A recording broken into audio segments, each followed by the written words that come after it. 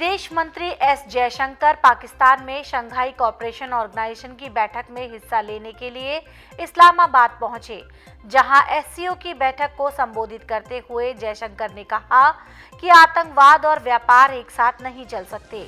जयशंकर ने पाकिस्तान, चीन का नाम लिए बिना कहा कि सभी देशों को एक दूसरे की क्षेत्रीय अखंडता और संप्रभुता को मान्यता देने की जरूरत है। विदेश मंत्री ने कोरोना महामारी के साथ साथ इजराइल, हमास, हिजबुल्लाह और रूस यूक्रेन युद्ध का जिक्र करते हुए कहा कि ये बैठक बहुत मुश्किल समय में हो रही है। क्लाइमेट चेंज से लेकर सप्लाई चेन तक कई तरह की कठिनाइयां हैं, इससे विकास प्रभावित हो रहा है। जयशंकर ने कहा कि एससीओ की 3 चुनौतियां आतंकवाद, उग्रवाद और अलगाववाद है। इन्हें खत्म किए बिना संगठन अपने मकसद को हासिल नहीं कर पाएगा। संगठन के विकास के लिए मेंबर देशों को एक दूसरे पर यकीन करने और ईमानदारी बरतने की जरूरत है।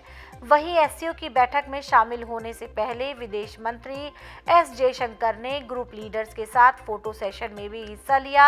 आपको बता दें कि अपने पाकिस्तानी दौरे के दौरान जयशंकर ने पाकिस्तानी पीएम शहबाज शरीफ, मंगोलिया के प्रधानमंत्री ओयुन एडिन, चीन के पीएम ली कीयांग से मुलाकात की। साथ ही विदेश मंत्री एस जयशंकर ने इस्लामाबाद स्थित भारतीय दूतावास में पौधारोपण कर अर्जुन का पौधा भी लगाया और शाम 4 बजे वह पाकिस्तान से भारत के लिए रवाना हो गए। पाकिस्तान में आयोजित शंघाई कोऑपरेशन ऑर्गेनाइजेशन की बैठक में हिस्सा लेने के बाद विदेश मंत्री एस जयशंकर पूरे 8 साल 10 महीने बाद पाकिस्तान जाने वाले भारत के पहले नेता बन गए। इनसे पहले 25 दिसंबर 2015 को भारत के प्रधानमंत्री नरेंद्र मोदी पाकिस्तान के दौरे पर गए थे। तब मोदी एक सरप्राइज विजिट पर लाहौर पहुंचे थे। इस दौरान उन्होंने पाकिस्तान के पीएम नवाज शरीफ से मुलाकात की थी।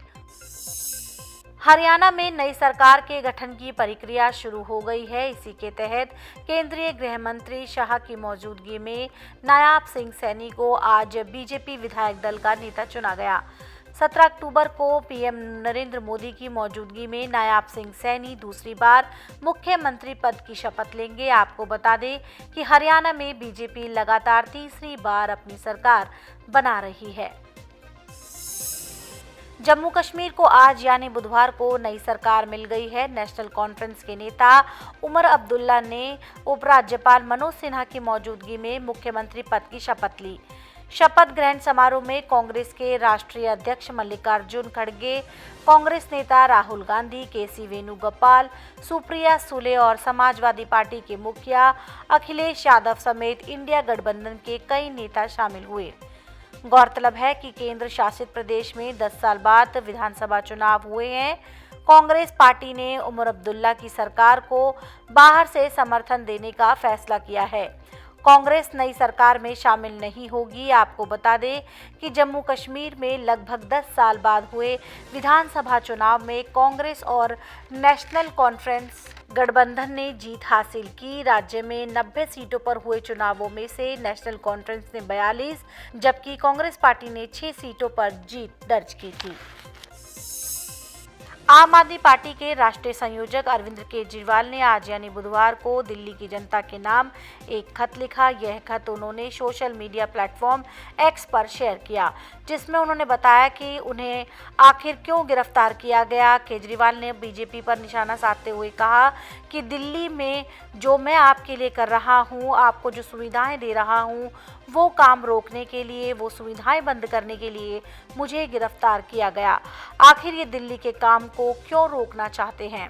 उन्होंने ये भी कहा कि अगर दिल्ली में बीजेपी सत्ता में आई तो फ्री बिजली, मोहल्ला क्लिनिक, फ्री पानी, महिलाओं का बसों में फ्री सफर, बुजुर्गों के लिए तीर्थ यात्रा सब बंद कर दी जाएगी।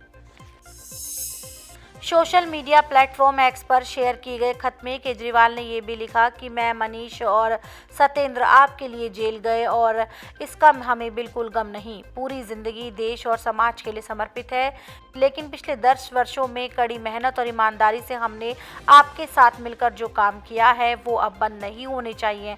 ये हमारी चिंता है। दिल्ली के कामों को और आपको मिल रही सुविधाओं को अब केवल आप ही अपने वोटों की ताकत से बचा सकते हैं। मुझे भरोसा है कि हम सब मिलकर बीजेपी के काम रोकने के हर षड्यंत्र को आगामी विधानसभा चुनाव में वोट की ताकत से हराएंगे।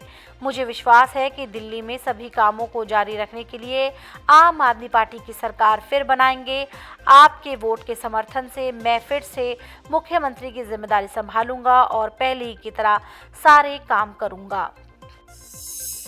इस साल मानसून की अनियमितता और आपूर्ति श्रृंखला में आई बाधाओं के चलते सब्जियों की कीमत में जो तेजी आई है वे फिलहाल अक्टूबर में भी जारी रहने की आशंका है।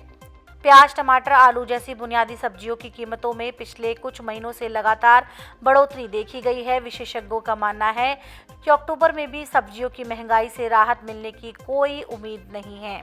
दरअसल कुछ राज्यों में भारी बारिश ने फसलों को जहां नुकसान पहुंचाया है तो कहीं सूखे जैसे हालातों ने उत्पादन को प्रभावित किया है।